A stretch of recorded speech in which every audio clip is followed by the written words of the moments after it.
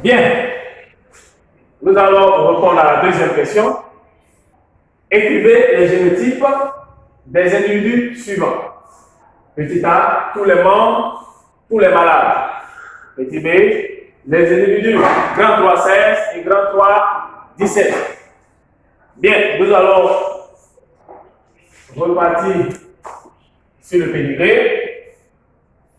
Donc, on se rend compte que tous les individus, tous ceux qui sont malades, ils sont forcément petit a sur petit a. Ils sont forcément homozygotes. Donc, s'ils sont homozygotes, c'est-à-dire petit a sur petit a, cela veut dire qu'ils ont reçu de chaque parent le gamète petit a, comme ça. Or, quand on regarde les parents sont sains. Donc, ce qui montre que les parents sont grand A sur petit a. Donc, les parents sont alors hétérozygotes, alors que les malades sont homozygotes. Donc, lorsque nous regardons la descendance du couple grand de 3 et grand de 4, on se rend compte que tous les individus sont sains. Donc, si la mère qui est là est petit a sur petit a, et que tous les individus sont sains, cela veut dire que le père grand de 3 est forcément grand A sur grand A. Il est forcément homozygote. Donc alors, tous les enfants sont alors grand A sur petit a. Donc ils sont aussi hétérozygotes. Bien. S'agissant des enfants, grand 2, 6, grand 2, 8, grand 2, 9, lorsqu'on regarde, ils sont sains. Ils sont sains. Donc, ils sont normaux. Donc, pour donner des enfants normaux, le père, grand 1, peut apporter le gamète grand A. La mère peut aussi apporter le gamète grand A. Ou bien, entre l'un des parents, l'un apporte le gamète grand A et l'autre apporte le gamète petit a. Donc, tous ces individus sont grand A sur grand A ou grand A sur petit a. Bien.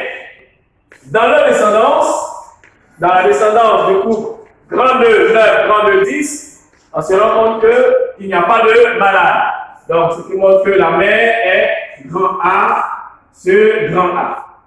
Alors, tous les enfants qui sont ici, ils sont grand A. Donc, le génotype de ces individus est alors grand A sur grand A ou grand A sur petit a. Bien. Nous allons répondre à la première question. Donc, petit a, tous les malades.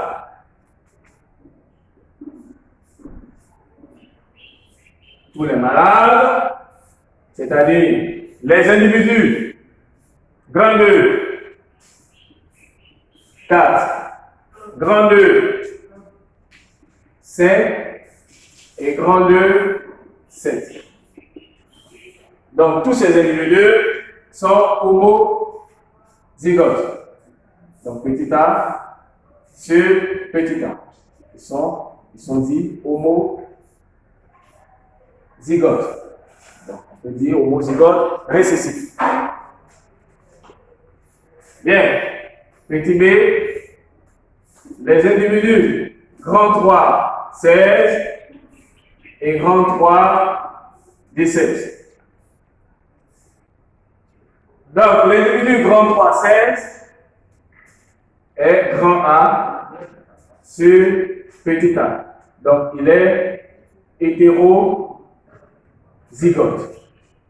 Il est hétérozygote. L'individu grand 3, 17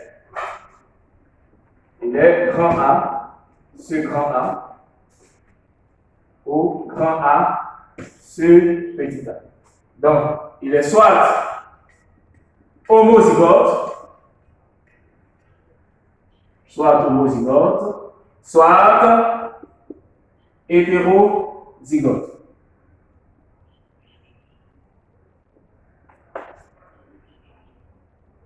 Bien, on va conclure cette partie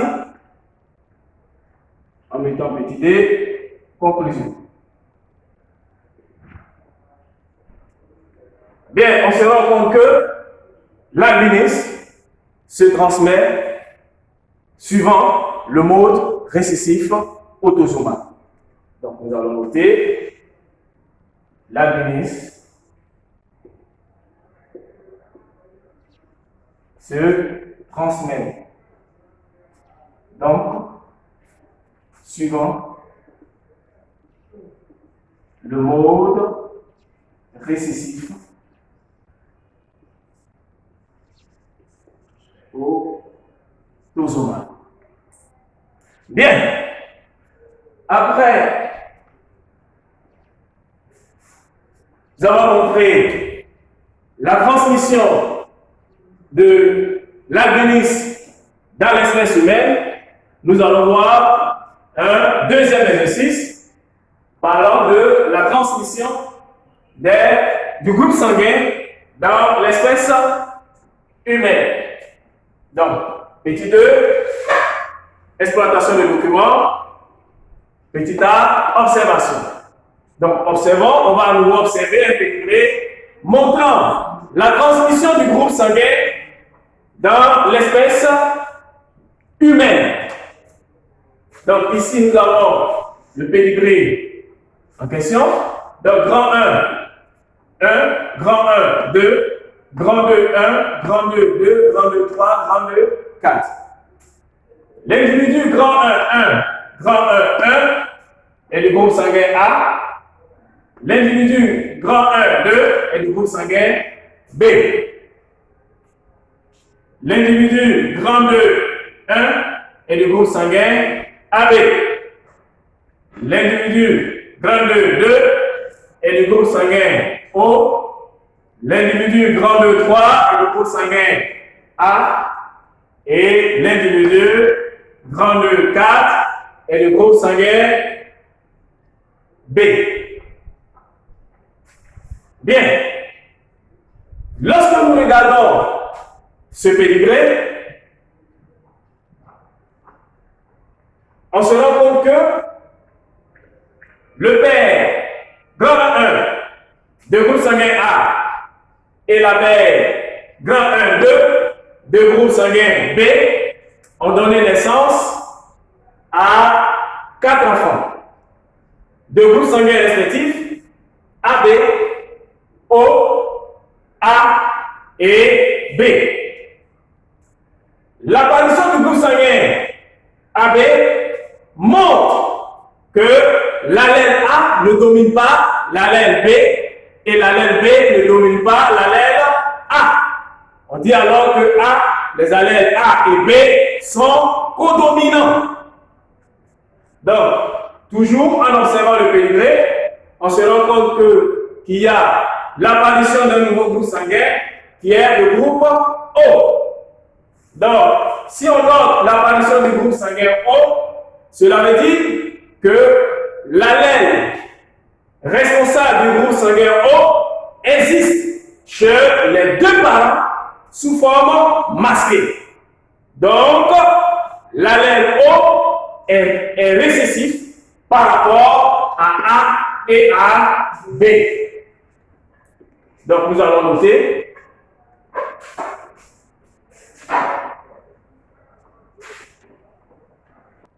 les parents grand 1 de groupe sanguin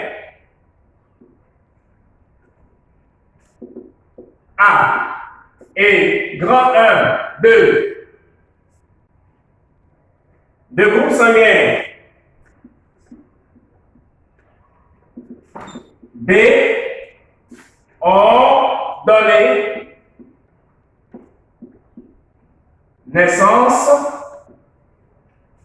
naissance à 4 enfants de groupes sanguins respectifs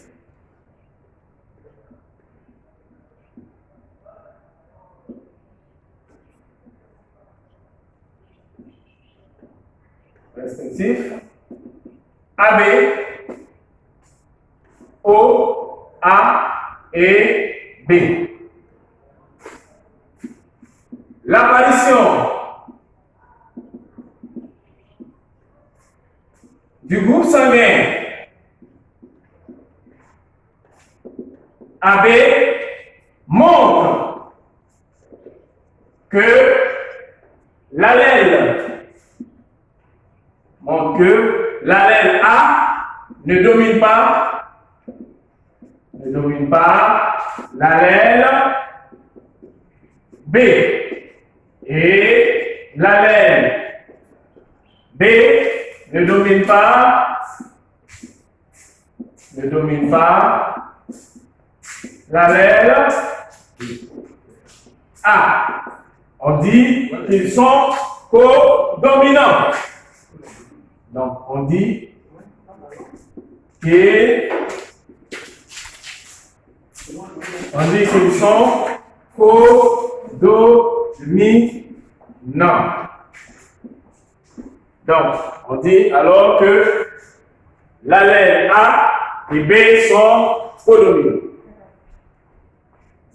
Deuxième tiret, l'apparition du groupe sanguin.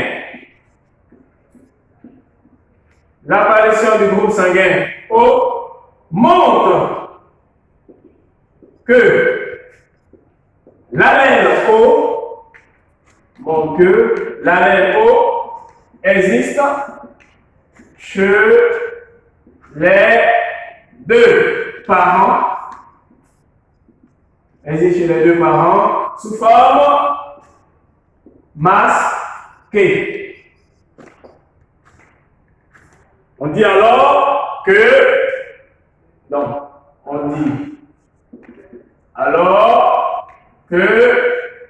l'allèle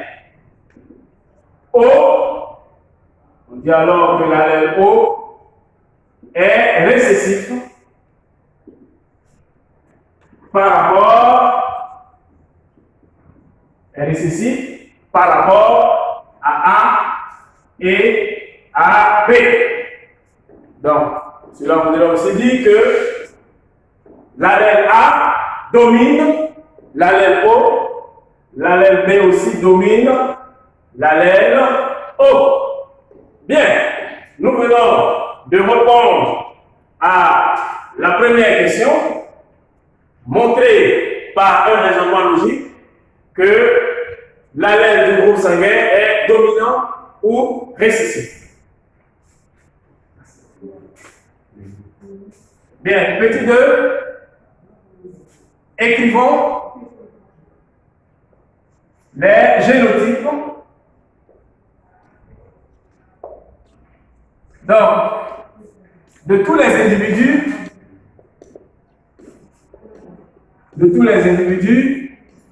de cette famille. Bien. Ce qu'il faut savoir au niveau des groupes sanguins, c'est que les groupes sanguins se transmettent toujours suivant le mode autosomal. Ça, c'est très important, il faut le savoir.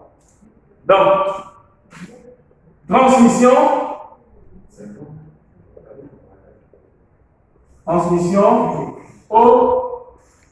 autosomale. Donc, la transmission des groupes sanguins se fait de façon autosomale, donc est portée par des autosomes. Sur cette base, nous allons alors écrire les génotypes de tous les individus de cette famille. Donc, si Nous avons un individu du groupe sanguin O, donc l'individu grand de 2, donc nous remarquons ici qu'il est du groupe sanguin O. Donc pour avoir un groupe sanguin O, donc cela montre que cet individu est forcément homozygote, donc il est O sur O. Donc si cet individu est forcément O sur O, cela veut dire qu'il a reçu un O de chaque parent, comme ça. Donc quand on regarde la mère, grand 1, elle est le groupe sanguin A, cela montre qu'elle a l'allèle A. Et le père, grand 1-2, a l'allèle B. Donc, le père, grand 1 est donc grand A sur O. Le père, grand 1, 2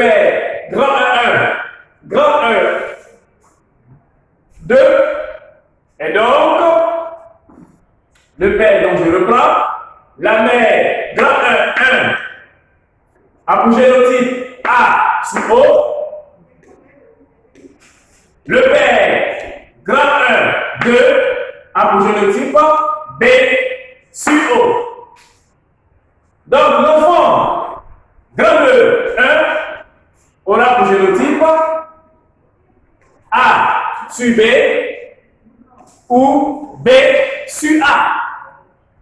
Puisque vous savez que A et B sont codominants. Donc, A ne domine pas B et B ne domine pas A. Ils sont codominants. Bien.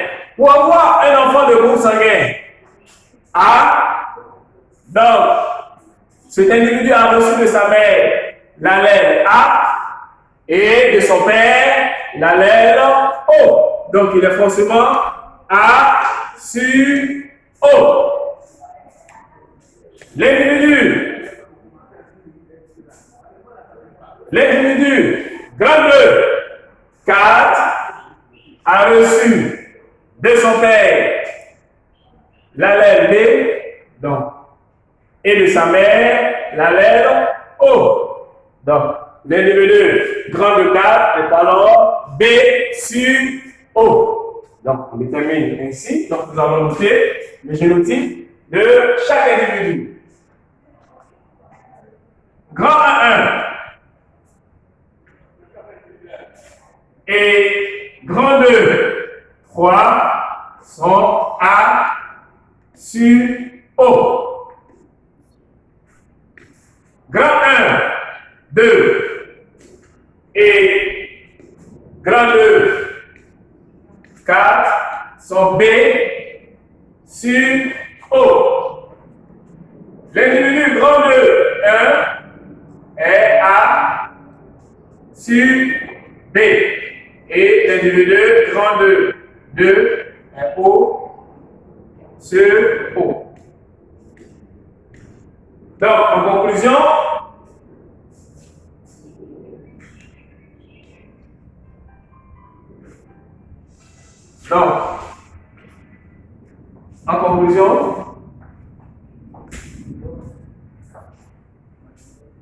la transmission du groupe sanguin se fait donc suivant le mode récessif autosomal.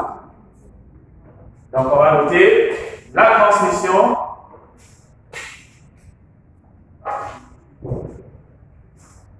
du groupe sanguin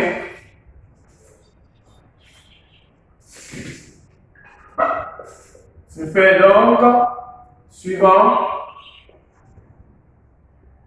le mode récessif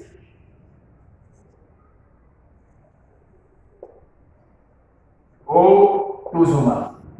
Voilà.